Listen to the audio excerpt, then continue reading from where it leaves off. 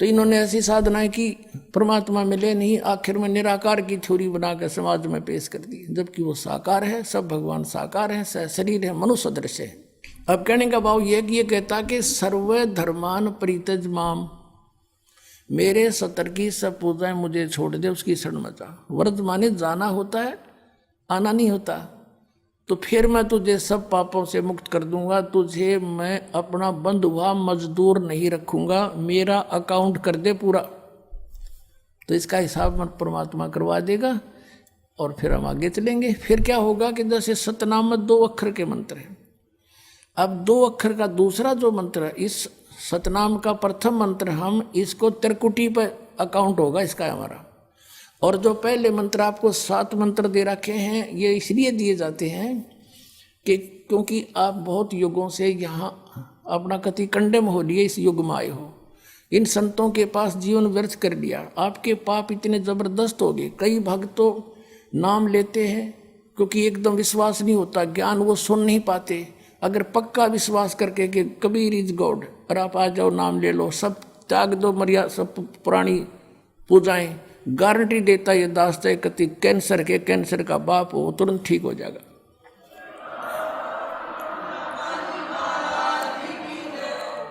हम मार इसलिए खवा दी काल ने कि ये हमारे विश्वास ना होने देता कबीर इज गॉड, और जब तक ये नहीं होगा इतना मालिक सारा पूरा दे नहीं सकता। कह कबीर सुनो भी साधो, मैं तो हूं विश्वास में। जब तुमने ये विश्वास हो गया कबीर इज गॉड, फिर देखना, या मैं 1000 प्रमाण दिखा सकता हूं आपको, पुण्यात्मा हो जो परमात्मा की शरण में लगे हैं सच्चे, उससे उनके ऊपर कर्म की फिर मार आई है और ऐसे जीवित कर दिए। डॉक्टरों ने जवाब दे दिया था कि अब इसका कहीं इलाज नहीं, बेसिक ले जाओ, नाम ले रखा था उन्होंने, और वो अपने आप फिर स्वस्थ हो गए। भगवान किसे कहते हैं? इसको कबीर गॉड कहते हैं। तो ये प्रथम मंत्र में आपको अब ये 7 मंत्र बना के दिए जाते हैं। पहले 5 मंत्र देते थे नानक साहिब भी और परमेश्वर कबीर साहिब जी। फिर ये है 5 नाम हैं जो हमारे कमलों में ये प्रधान बैठे हैं। मूल कमल में गणेश जी, स्वाद चक्र में सावित्री ब्रह्मा जी, नाभि कमल में विष्णु और लक्ष्मी जी, हृदय कमल में शिव पार्वती जी और कंठ कमल में ये दुर्गा जी। तो ये 7 नाम इसलिए देते हम कि मान लीजिए उपदेश ले लिया और ये प्रथम मंत्र एक बार मेरे मुख से भी सुन लिया मालिक की इसकी जैसे हम देते हैं, और फिर उसकी उस सुनने के बाद साथ साथ बोल लिया और फिर भी मृत्यु हो जाती है, तब मनुष्य जीवन गारंटीड है उस व्यक्ति को, ये गारंटी देता है। और यदि उसने जाप कर लिया कुछ दिन और विश्वास ठीक रहा तो वो स्वस्थ भी होगा और इसकी इसी जीवन में आयु बढ़ती चली जाएगी, परमात्मा बढ़ाता चला जाएगा जब तक उसका मोक्ष नहीं होगा, इस जन्म में पार कर देगा आपको। तो इसलिए ये 7 मंत्र दिए जाते हैं। ये पहले वाला लास्ट वाला मंत्र आपको जन्म दिलाएगा तुरंत, मनुष्य जीवन का गारंटीड है, मृत्यु भी हो जाएगी पुण्यात्मा। इसलिए मान लीजिए किसी का कोई बीमार है, या 80% व्यक्ति दुखी आए हुए, और जो विश्वास कर लेता उनको गारंटीड बात पूछ लो, यहाँ लाखों बैठे होंगे, आ जाते हैं, सुनते रहना और सब स्वस्थ हो जाते हैं। तो ये वो परमात्मा है। तो इसलिए प्रथम मंत्र जो आपको दिए जाते हैं, इनमें ये 2 मंत्र अब कंपलसरी थे, पहले नहीं थे ये। तो इसलिए परमात्मा ने कंप्लीट कोर्स बना करके गरीबदास जी के माध्यम से हमारे तक पहुंचाया है। और जैसे आप जी किसी का कर, जैसे विदेश गए हो, स्वदेश आना है, वहाँ आपने कोई कारोबार शुरू कर रखा है, कोई फैक्ट्री वगैरह लगा रखी है और आपका ठीक से काम चला नहीं, आपका बिजली का कनेक्शन कट गया, टेलीफोन कनेक्शन कट गया, पानी का कनेक्शन कट गया, गैस कनेक्शन कट गया, पैसे बने नहीं, तो आप कंडम हो गए। और वहाँ कोई ऐसा प्रभावशाली व्यक्ति आपको मिल जावे, सरकार को गारंटर बने कि भाई तुम इनका चालू करो कनेक्शन, मैं गारंटर बनता हूँ, और फिर उसको कहेगा भी जो पैसे तो देगा यही तेरे कर्जा उतारेगा, नहीं तो फिर काट दियो ना, वो देता क्या बात है। तो ऐसे ये दास आपका गारंटर बनता है और आपके सब कनेक्शन चालू करवाता है, लेकिन इनकी मजदूरी करके ये देने पड़ेंगे, तुमने कर्जा आप तारना पड़ेगा।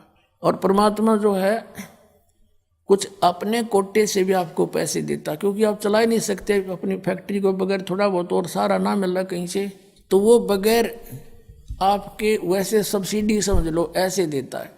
तो परमात्मा पहले आपको सब्सिडी देता है जिससे आप अपना काम चलाओ और फिर डट कर भक्ति करो, मर्यादा में रहो, आप धनी हो जाओगे, बहुत शीघ्र धनी हो जाओगे। बहुत कीमत है इन मंत्रों की।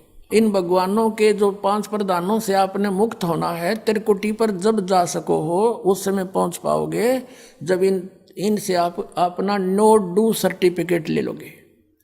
अब ये मंत्र जो 2 मंत्र फर्स्ट और लास्ट है इन 7 मंत्रों में, इसके साथ मिलने से ये मंत्र जो प्रथम जाप आप करते हो, इनका ऋण मुक्त हो जाने के बाद भी कुछ आपकी कमाई यदि बचगी तो इन 2 मंत्रों के प्रभाव से ये कन्वर्ट हो जाएगी आपकी सतलोक चालन वालिया में, इनमें से बच भी गई तय। और फिर जब आप यहाँ से प्रस्थान करोगे तो आपका अकाउंट, अब ये कहते हैं राधा स्वामी धन धन सतगुरु वाले, ये जय गुरुदेव वाले कहते हैं हमारे गुरुजी तो कहते हैं हम तो सीधे त्रिकुटी से चलते हैं। यहाँ बताते हैं त्रिकुटी यहाँ नहीं है, त्रिकुटी इसके पीछे बैक में है, यहाँ पर जो नीचे से सारा ये तंत्र साथ मिला हुआ आता है, यहाँ है पीछे। ये कहते हैं हमने ना तो वेदों की आवश्यकता, ना किताबों किसी और, ना हम गीता को मानते, ये भी तो किसी ने लिखी है। और हम तो सीधे त्रिकुटी से प्रारंभ करते हैं अपना रास्ता, त्रिकुटी से, उसका किसी ने नहीं पता। ये सारे ऋषि महर्षि त्रिकुटी माथा मारा करते और उन्हें खक नहीं पाया आज तक। त्रिकुटी से तो बहुत आगे जाना हमने, और त्रिकुटी पर जाना कोई बालकों का खेल है, कोई बरवाले का बस स्टैंड है, चाहे पैदल पहुंच जाओ चाहे रिक्शा में बैठ कर पहुंच जाओ। त्रिकुटी इज द इंटरनेशनल एयरपोर्ट, त्रिकुटी अंतर्राष्ट्रीय हवाई अड्डा जानो। और वहाँ वही व्यक्ति जाता, सैर सपट्टे तो कोई धक्के खाए जाओड़ा, क्या फायदा होगा, उसने देख भी और आ जाओ उल्टा, क्या फायदा उसका। वहाँ पर केवल वही व्यक्ति जाता है जो पहले टारगेट बना चुका होता है, और उस जिस देश में जाना है उसका पासपोर्ट और यहाँ की सरकार से नो डू सर्टिफिकेट, और तब वो उस इंटरनेशनल एयरपोर्ट पर जाकर कुछ लाभ उठा सकता है। तो वहाँ से फिर आगे कैसे जाएंगे, उस त्रिकुटी पर पहुँचने के लिए तो सारा झंझट है, उस पर जाए पता फिर आप पे काम बन गया। तो त्रिकुटी पर जाने से पहले हमने इन भगवानों से नो डू सर्टिफिकेट लेने पड़ेंगे। और आपकी ये ऐसी भक्ति है, इसे ऑटोमेटिक, ये देवता है, ये कोई किसी के साथ भेदभाव नहीं करते, आपकी कमाई एग्जैक्ट लिखी पाएगी कंप्यूटर की तरह, और जो आपका ड्यू शेष होगा आपको थमा दिया जाएगा। हृदय कमल में जीव रहता है, और इसके यहाँ से फिर ये सबसे पहले इसका रास्ता है त्रिकुटी में जाने का, सबसे पहले मूल कमल में जाना पड़ेगा। मूल कमल से फिर सीधा रास्ता बनता है त्रिकुटी तक जाने का। उससे पहले गणेश जी के लोक में से गुजरना पड़ेगा, उसका एक जैसे बैरियर होते हैं प्रत्येक बॉर्डर पे, यहाँ ऐसे बैरियर हैं। वहाँ जब आप जाओगे आपके सामने आपके मस्तिष्क पर जैसे लॉकेट होता है ऐसा लगा पाएगा, और तुरंत आपको कहा जाएगा चलो आप जाओ, आपकी ये पूंजी, और वो आपके उस मस्तिष्क में ऐसे लॉकेट पे वो नो डू सर्टिफिकेट छपता चला जाएगा। फिर आगे चलोगे आप, आगे आप पहुँचोगे जब विष्णु जी के लोक में, वहाँ भी आपको ऑटोमेटिक मिलेगा, कोई बाधा नहीं मिलेगी, क्योंकि वहाँ तो चोरों को पकड़ा जाता है, सा को थोड़ा, वो देवता भी तो हैं, वो किसी के साथ जरा सी भी गड़बड़ नहीं करते। फिर ऐसे शिव के लोक में से शिव इस कमल में, हृदय कमल से फिर त्रिकुटी कंठ कमल में आएंगे, फिर हम त्रिकुटी पर पहुँचेंगे। अब त्रिकुटी पर जाने के बाद इस सतनाम के जो प्रथम मंत्र का अकाउंट वहाँ देंगे, लेकिन वहाँ पर यह काल बकवाद करवा देता है। यहाँ का जो जितने देव हैं ये अपने सतर पर कोई गलती नहीं करते, ये करवाता है। जैसे श्री कृष्ण, इसने सारे प्रयत्न किए थे कि भी युद्ध ना हो, सबसे प्रार्थना की थी दोनों पक्षों से, फिर इन्होंने देख लिया था कि ये मानना नहीं, ये तो इन मत बुद्धि भ्रष्ट हो चुकी है। और उसमें क्या था कि सब रिश्तेदार राजा आधे आधे बांटने थे उन्होंने। ये राजा को भाई जो कौरवों के पक्ष में आना चाहता है वो अपनी स्वीकृति दे दो, पांडवों के पक्ष में आना चाहता वो अपनी स्वीकृति दे दो, ऐसे कति तैयारी होगी।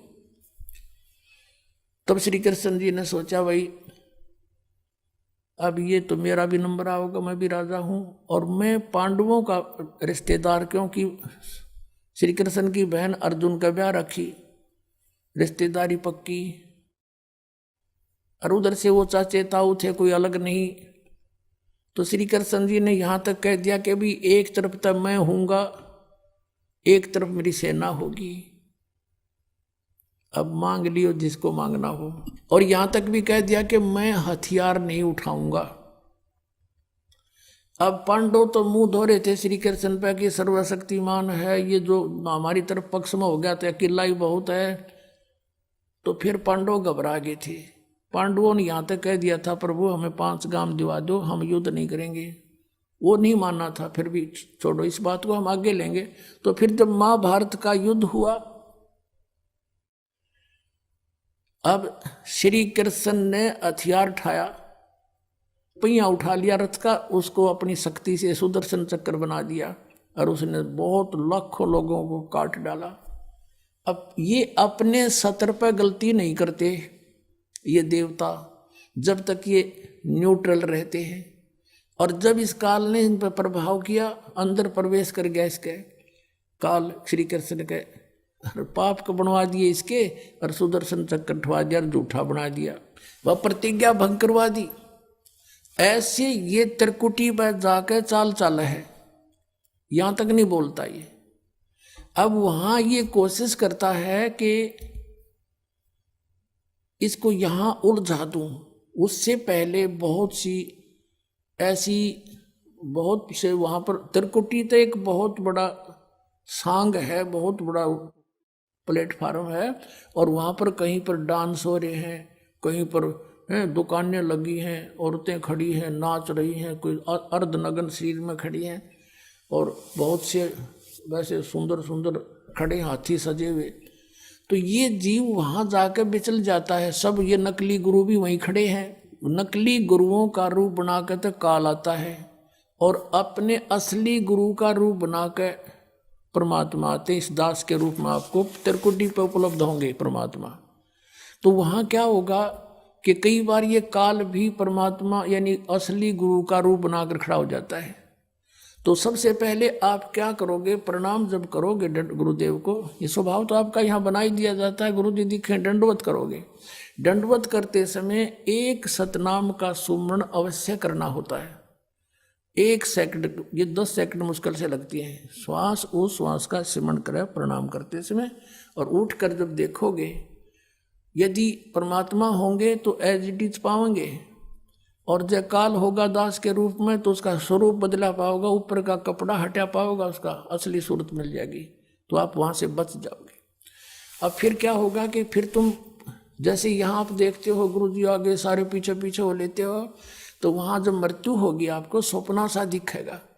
जैसे आप किसी ऑफिस में गए हो किसी कामवश, और वहाँ आपका काम फटाफट होता जा रहा है, नहीं होता है तो आप दुखी हो रहे हो, बार बार बैठ कर रो रहे हो, तो ऐसे ही चलेगा वो।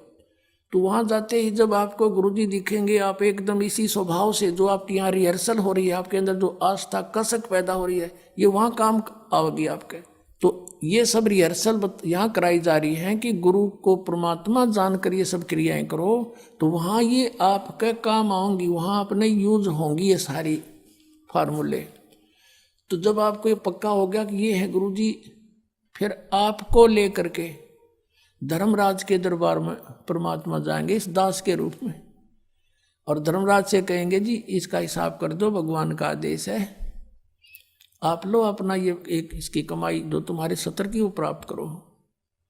ओम नाम की कमाई और ये यज्ञों का जो बचा हुआ यहाँ प्रयोग हो गया सो हो गया यज्ञ, फिर भी बचे हुए भी आपको वहाँ देने पड़ेंगे कि आप अपना संभालो अपने सत्र की। जैसा कि आपके संविधान में लिखा है, ये पवित्र वेद पवित्र गीता भगवान का संविधान है, इसके विरुद्ध जो कार्य करता है वो दोषी है, चाहे जज है चाहे बिना जज है।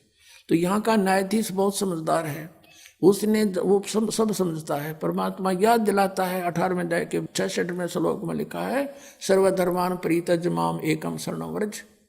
अपना अपने सतर की जो तुम्हारी है वो अपनी लो, इसकी पूजा है और इसको छोड़ो, आगे चलेगा ये।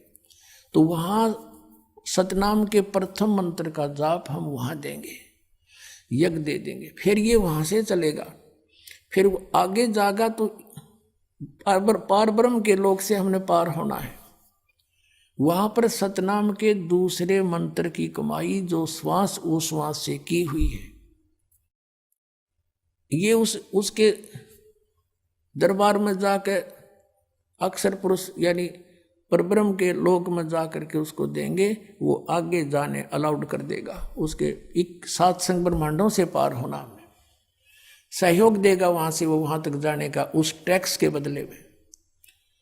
अब यहां बताया है कि जे तू पढ़ा पंडित बिन दोई ना अक्षर दोई नावा और पर्णवत नानक एक लंगाए जे कर सत समावा।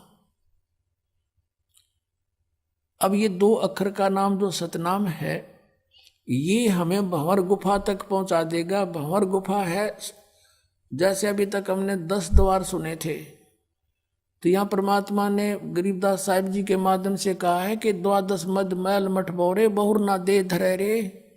वो तो 12वें द्वार को पार करके है वो मठ, वो स्थान, वो ठोड़ ठिकाना। फिर जहाँ जाने के बाद बहुर ना दे धरे रे, फिर दोबारा जन्म कभी नहीं होता।